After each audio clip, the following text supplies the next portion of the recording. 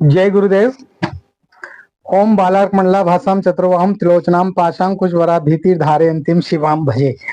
या देवी सर्वभूतेषु बुद्धि रूपेण संस्थिता नमस्तस्यै नमस्तस्यै नमस्तस्यै नमो नमः। प्रिय दोस्तों नमस्कार।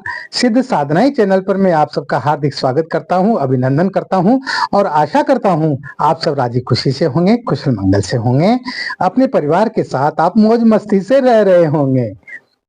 ठीक है, आप सबकी कुशलता की कामना में हमेशा माँ भगवती से, माता जगदम्बा से, माता महाकाली से करता रहता हूँ।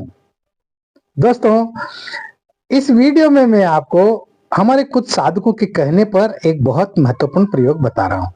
हालांकि जो साधक इस प्रयोग की जो बात कर रहे हैं मुझसे, वो इस साधना को करेंगे या नहीं करेंगे ये तो एक अलग बात है, लेकिन उन्होंने आग्रह किया है तो गुरुजी जो है कोई ऐसी साधना बताइए जिससे हम जो चाहे वो कर सकते हैं, जो कुछ मंगाना चाहे वो मंगा सकते हैं और जो भी हमारी इच्छा हो उस इच्छा को हम पूर्ण कर सकते हैं। तो इसलिए ये वीडियो जो है बहुत खास होने जा रहा है। स्किप मत कीजिएगा, पूरा देखिएगा और चैनल पर नए हो तो चैनल को सब्सक्राइब करें, लाइक करें और शेयर करें। ठीक है, बेल आइकन को प्रेस करने पर हमारी वीडियो का नोटिफिकेशन आपको सबसे पहले प्राप्त हो जाएगा। अब आइए बात करते हैं आज के इस वीडियो में एक विशेष प्रयोग की। दोस्तों, इस वीडियो में मैं आपको बताने जा रहा हूं कि प्रेत को वश में कैसे किया जाता है, प्रेत वशीकरण कैसे होता है, भूत वशीकरण, प्रेत वशीकरण ये कैसे होते हैं और इनको अपने वश में करके और इनसे किस प्रकार से काम लिया जाता है, ये किस प्रकार से आपके जो है गुलाम बन करके आपका काम करते हैं, आपकी हर बात को मानते हैं, आपकी आज्ञा का पालन करते हैं, ये इस वीडियो में मैं बताने जा रहा हूं। देखिए, ऐसा होता है कि ये एक योनि होती है, प्रेत योनि, भूत योनि, डाकनी, शाकनी, चुड़ैल, ये योनियां होती हैं। तो इनमें जो प्रेत योनि होती है ना, वो प्रेत योनि भी बहुत खतरनाक होती है। हाँ, ये भूतों से भी ज्यादा खतरनाक होते हैं। लेकिन मैं एक बात बता दूं, भूत और प्रेत ये जितने वफादार होते हैं ना, इतने मनुष्य नहीं होते। मनुष्य तो जो है धोखा करता है, बेईमानी करता है ना, और जो है उसके अंदर तो बदले की भावना होती है।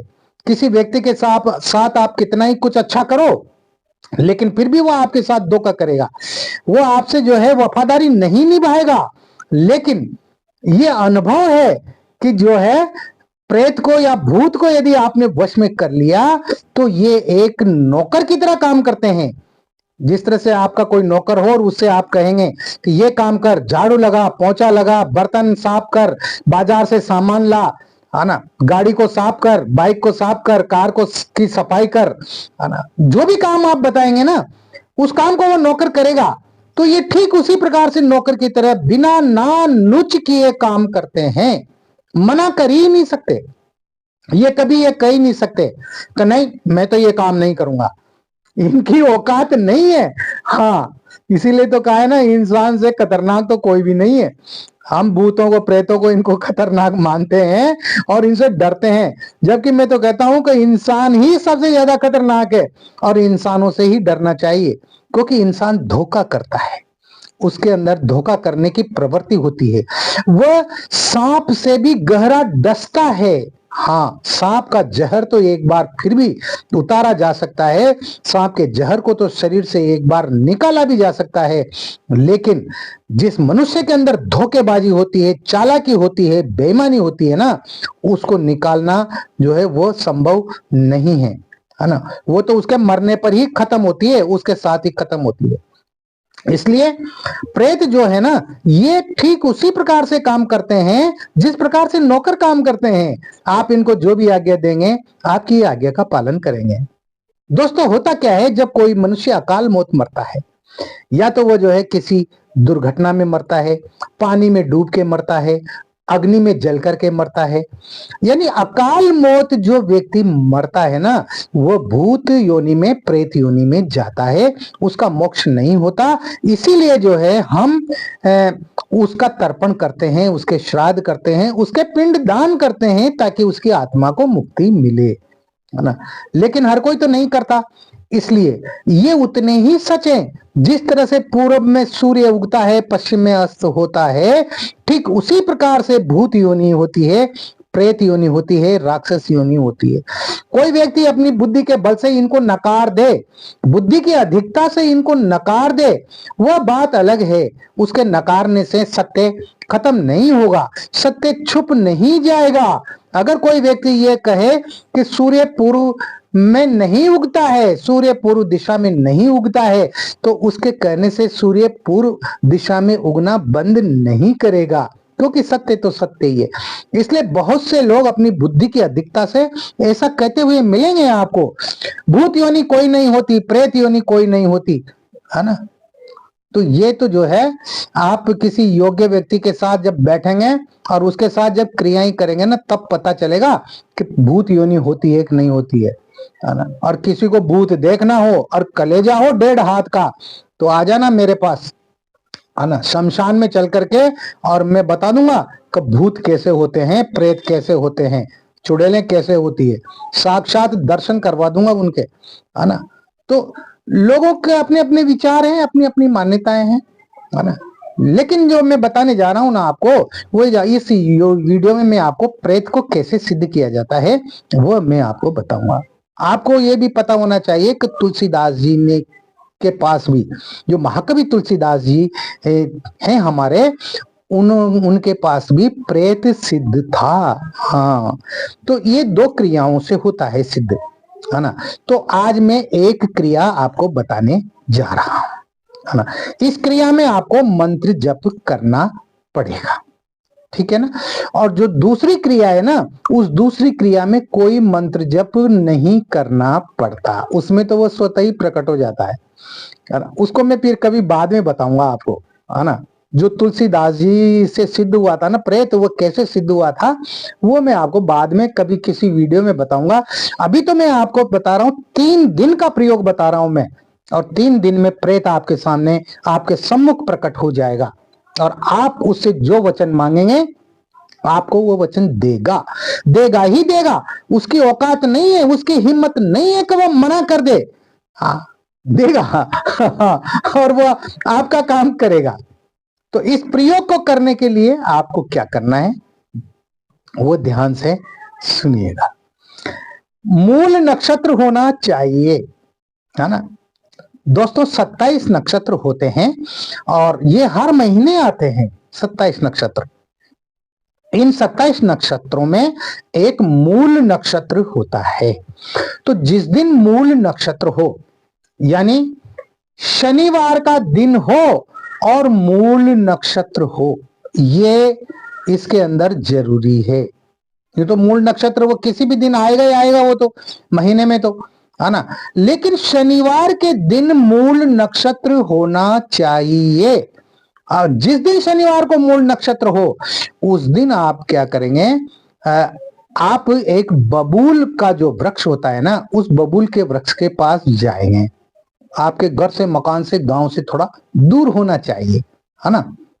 और वो बबूल का वृक्ष लगभग जो है 25-30 साल पुराना होना चाहिए, यानी 20 साल से ऊपर होना चाहिए उस बबूल वृक्ष की उम्र, है ना। ये नहीं कि नया ही हो, है ना, साल 2 साल 3 साल का ही हो, वो वैसा नहीं होना चाहिए, पुराना बबूल का वृक्ष होना चाहिए। तो मूल नक्षत्र के दिन आप पुराने बबूल वृक्ष के पास जाएंगे, 1 लोटा जल लेकर के, आगे बात समझ में।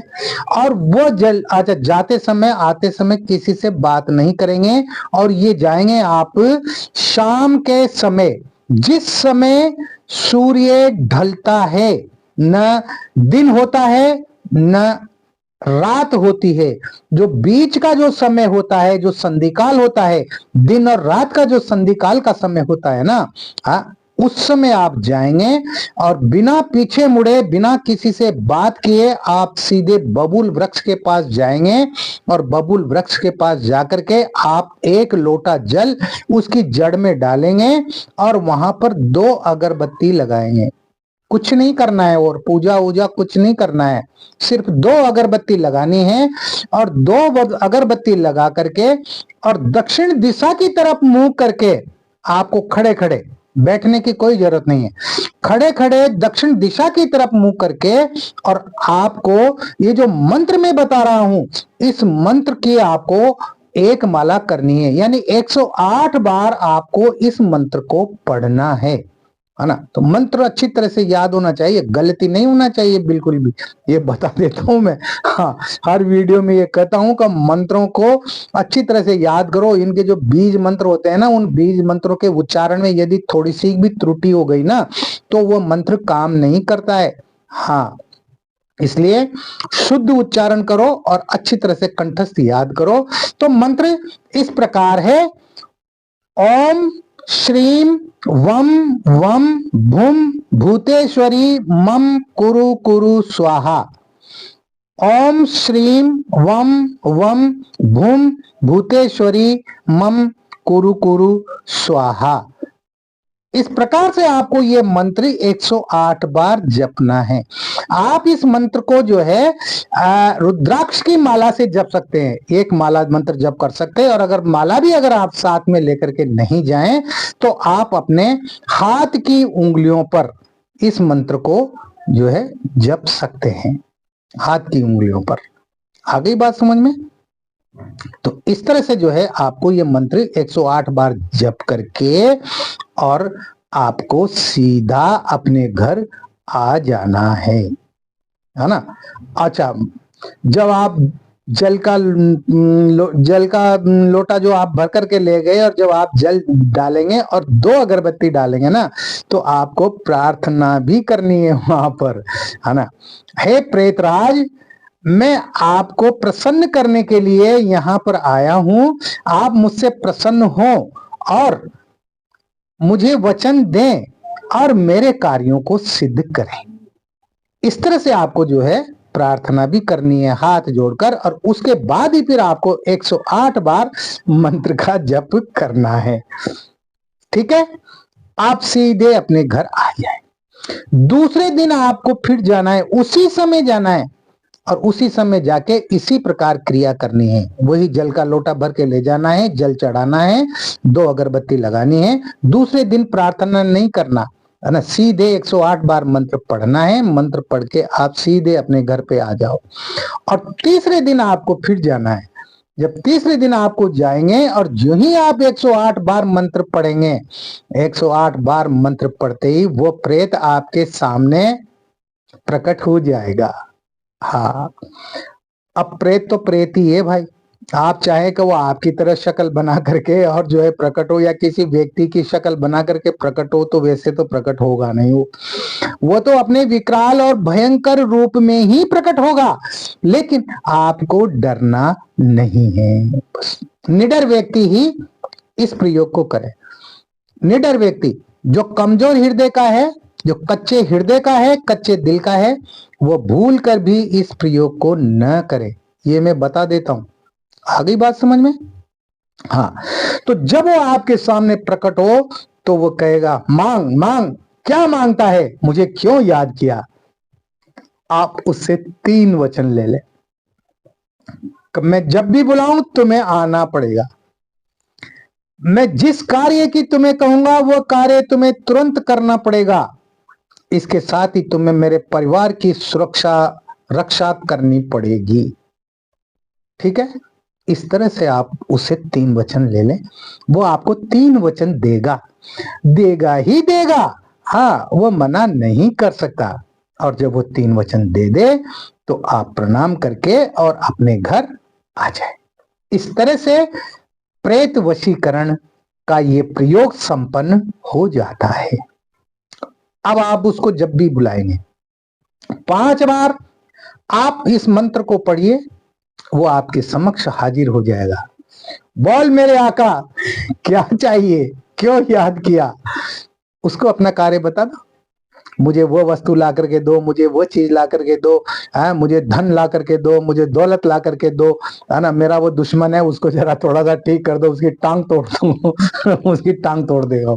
लेकिन ऐसे काम नहीं करना, बुरे काम नहीं करवाना है।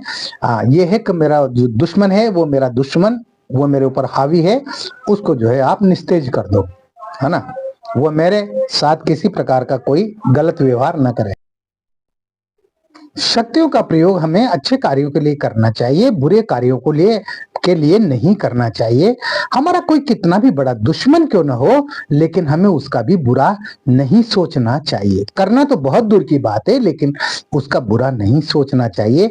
ये प्रकृति का नियम है दोस्तों, कि जो बुरा करेगा तो उसको बुरा फल मिलेगा, जो अच्छा करेगा ना तो उसको अच्छा ही फल मिलेगा। इसलिए हमारे मन में प्रतिद्वंदिता की भावना नहीं होना चाहिए, प्रतिशोध की भावना नहीं होना चाहिए। सजा देने का अधिकार, दंड देने का अधिकार हमें नहीं है। ये तो प्रकृति अपने आप दे देती है। ये तो भगवान सब देखते हैं, परमात्मा सब देखते हैं, और वो जिसके जैसे कर्म होते हैं ना, उसको वैसा ही फल वो प्रदान कर देते हैं। इसलिए सब कुछ परमात्मा के ऊपर, अपने इष्ट के ऊपर छोड़ देना चाहिए। सजा देने के बारे में हमें नहीं सोचना चाहिए, है ना। बुरे के साथ बुरा नहीं करना चाहिए, है ना, बल्कि बुराई को अच्छाई से जीता जा सकता है। नफरत होती है, घृणा होती है ना, तो उस घृणा को जो है आप घृणा से नहीं जीत सकते, उसको प्रेम से ही जीत सकते हैं, है ना। शेक्सपियर ने कहा है, hatred can not be conquered by hatred, hatred can only be conquered by love. नफरत को नफरत से नहीं जीता जा सकता, उसको प्रेम से ही जीता जा सकता है। इस तरह से जो है मैंने आपको ये प्रयोग बताया है। आप इस प्रयोग को कीजिए, और निडर होकर के कीजिए, निर्भय होकर के कीजिए। और इसके साथ ही आप देखते रहिए सिद्ध साधनाएं चैनल, जिस पर मैं तरह तरह के प्रयोग आप लोगों को बताता हूँ, है ना। और मैं इसलिए बता रहा हूं कि आप लोग इन प्रयोगों को करें। आपके लिए जो भी आपको अच्छा लगे ना, उस प्रयोग को आपको करना चाहिए, अपनी जिंदगी को बेहतर बनाना चाहिए। और साधनाओं के द्वारा, मंत्रों के द्वारा हम अपनी जिंदगी को खूबसूरत बना सकते हैं, बेहतरीन बना सकते हैं, इसमें कोई शक नहीं है। तो कीजिए आप भी इन प्रयोगों को। मिलते हैं अगले वीडियो में फिर एक नई जानकारी के साथ, नए प्रयोगों के साथ। तब तक आप बने रहिए सिद्ध साधनाएं चैनल पर, जो ये आपका अपना ही है। किसी प्रकार का कोई सवाल है, कोई शंका है, किसी शंका का समाधान आप चाहते हैं, या आपके मन में कोई सवाल है, या किसी प्रकार की कोई परेशानी है, आप सीधे मुझे व्हाट्सएप नंबर जो स्क्रीन पर चल रहे हैं, इन पर आप मुझसे संपर्क कर सकते हैं, आप मैसेज कर सकते हैं, आप मुझे कॉल कर सकते हैं, और अपनी समस्या बेहिचक होकर के आप मुझे बता सकते हैं। मैं कोशिश करूंगा आपकी समस्याओं का समाधान करने की। दोस्तों, मैं सिर्फ कोशिश कर सकता हूं। मैं भगवान नहीं हूं, परमात्मा नहीं हूं, ईश्वर नहीं हूं। मैं भी आपकी तरह ही एक इंसान हूं, और अपने जो है शुभ कर्म में कर रहा हूं। मैंने जिंदगी में कभी बुरे कर्म नहीं किए, और मेरे ऊपर मेरे गुरुदेव की कृपा है, उनका वरद हस्त मेरे ऊपर है, और उनकी कृपा से ही मैं आप लोगों को, उनकी आज्ञा से ही मैं आप लोगों को ये तमाम सारे साधनाएं, ये यंत्र मंत्र तंत्र ये बता रहा हूं, है ना। तो आप इन प्रयोगों को कीजिए। आप खुश रहें, प्रसन्न रहें, हंसते रहें, मुस्कुराते रहें। जय गुरुदेव।